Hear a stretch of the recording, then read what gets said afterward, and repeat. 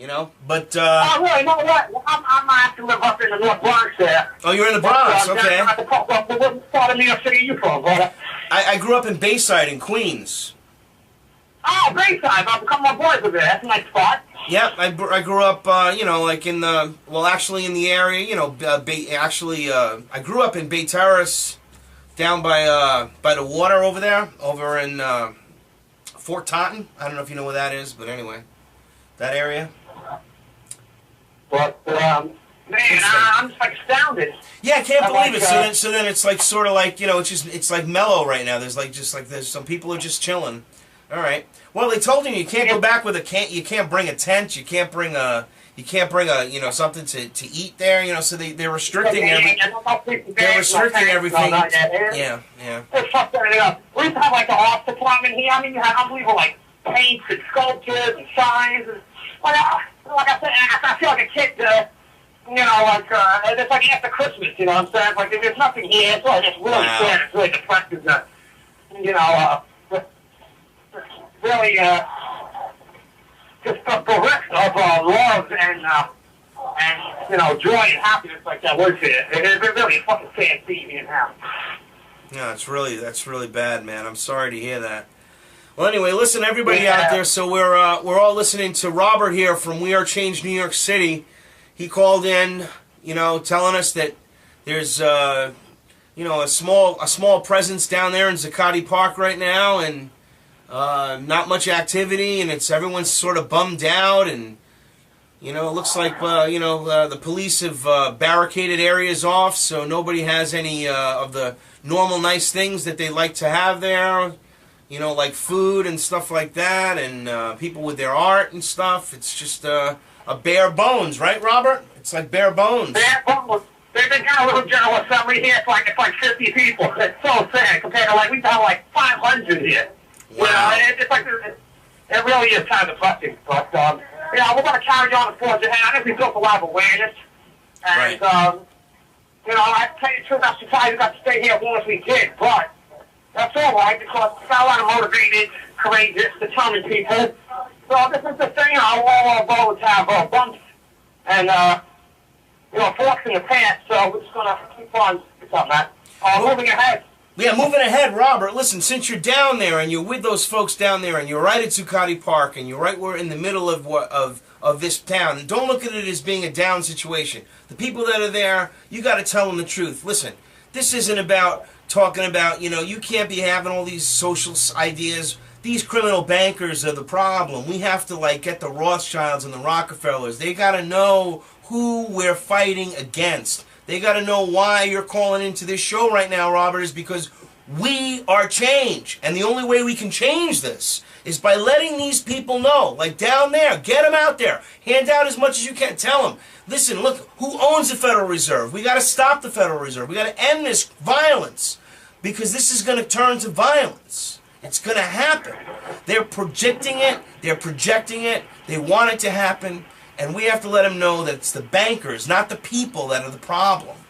That's the whole thing. Why do we have to mace an 85-year-old lady like they did in Seattle? Why do they have to do all the banging heads like they did down in New York? Why? You know, it's because of these criminals. They bang their heads, right? Right? It's true. This is definitely a marathon, not a sprint. Oh, yeah, we got to get it to marathon. You got it. It's the bankers. It's the bankers, man. Yep. And you're right, you know, we're not getting like the civil rights movement or like the women's suffrage movement. It's not going to happen very big. It's going to take years and years and years. Well, a good start would be to, like, just get the people behind ending the Fed, getting, like, a candidate like Ron Paul elected president, somebody that really understands that that's where the problem is. The problem is with the Federal Reserve System. It's a debt-based money system. It's an enslaving system. And that's the point. Now, they're, of course, going to fight this tooth and nail, but the people ultimately have the power. They have the resources, but the people have the power. I tell you that. It's crazy. You know, I don't know what to say, Rob.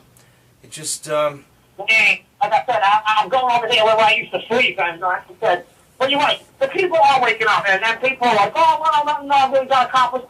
a lot got to come. A lot of people read, a lot of people asked questions, a lot of people exactly found out. Like, a lot of people didn't even know about the Federal Reserve. Exactly. Or the Rothschild bank cartels.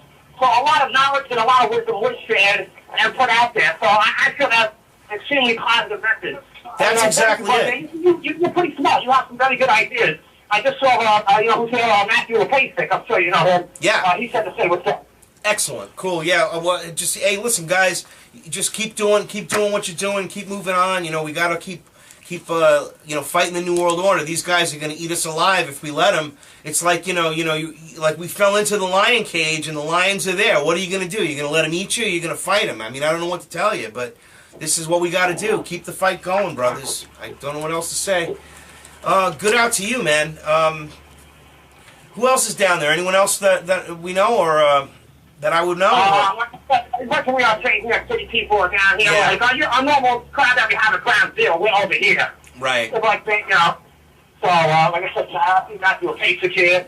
Okay. I don't know, like I said, most everyone is still, like, licking your wounds, like, trying to fucking grab a blanket, and, trying to speak with your lawyer, and, right. I'm still a little fucked up right now. Speaking with you. Oh, it's awesome speaking with you. Thank you, Rob. Call in anytime. Hell yeah. All right, brother. Be good to be safe. One love. Okay, you too, brother. I guess Guiteau was sort of like a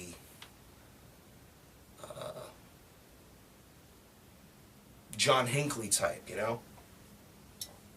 But the difference is that he had these political feelings that he should be like running the country and all this, or becoming an ambassador. And he literally wrote a letter.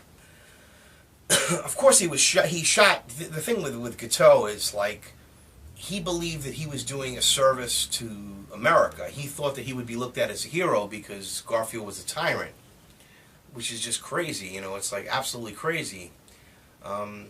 If anything, Garfield would have done good things for the country.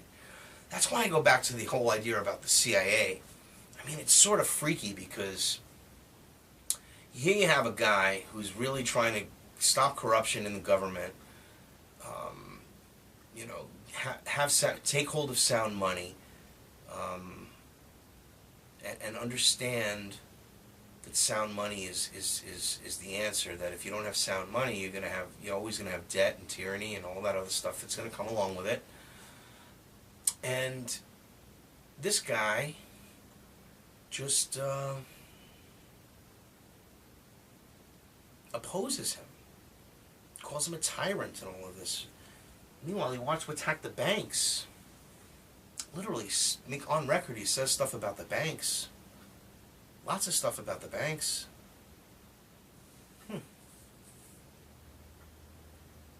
Still to this day, I don't really understand. But it's very again, they must have used this as an atypical scenario for somebody or a model to use.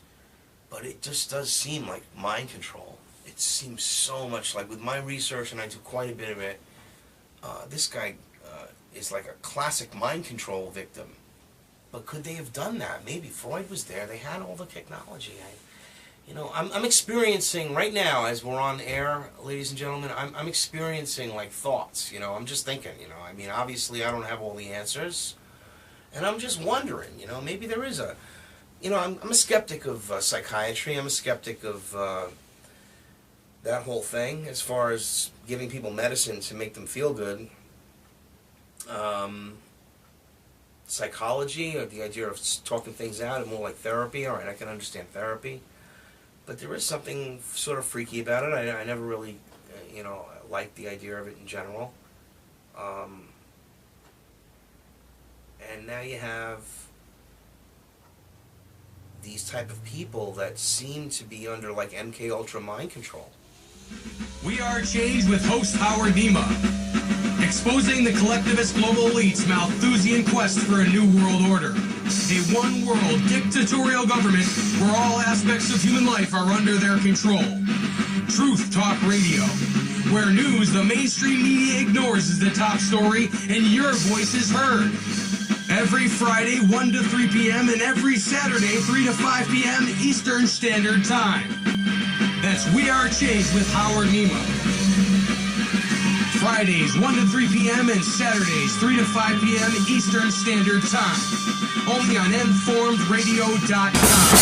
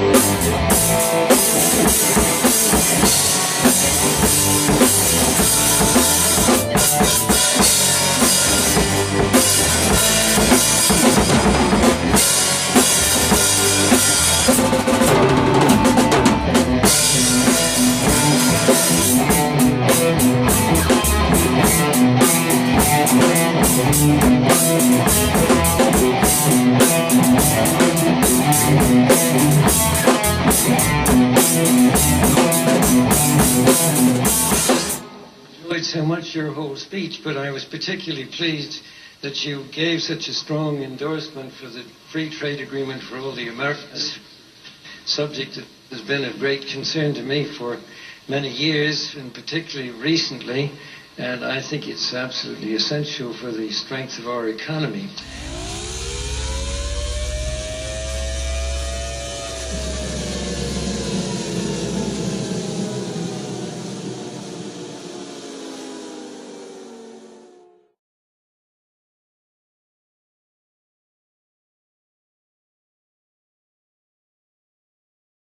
Grew up in Bay Terrace, down by the water over there, over in Fort Taunton. I don't know if you know where that is, but anyway, that area. But man, I'm just like astounded. Yeah, I can't believe like, it. So then it's like sort of like, you know, it's like mellow right now. There's there's some people are just chilling. All right. You know, like it's like after Christmas. You know what I'm saying? Like there's nothing here. It's like it's really sad. It's really depressing. You know. Really, just bereft of love and you know, joy and happiness like that works here. It's really a fucking sad scene here now. Yeah, that's really, you know, but oh, really? You know what? I'm actually live up in the North Bronx there. Oh, you're in the Bronx, okay. What part of New York City are you from, brother? I grew up in Bayside in Queens. Oh, Bayside. I've become my boys over there. That's a nice spot. Yeah, I grew up, you know, like in the, well, actually in the area, you know, I grew. Well, they told you can't go back with you can't bring a tent, you can't bring a, you know, something to eat there, you know, so they're restricting everything. They're restricting everything. Yeah, yeah. They're fucked that up. We used to have like the art department here. I mean, you had unbelievable like paints and sculptures and signs and like I said, I feel like a kid. Really bad, man. I'm sorry to hear that. Well, anyway, listen, everybody out there. So we're all listening to Robert here from We Are Change New York City. He called in, you know, telling us that there's you know, a small presence down there in Zuccotti Park right now, and not much activity, and everyone's sort of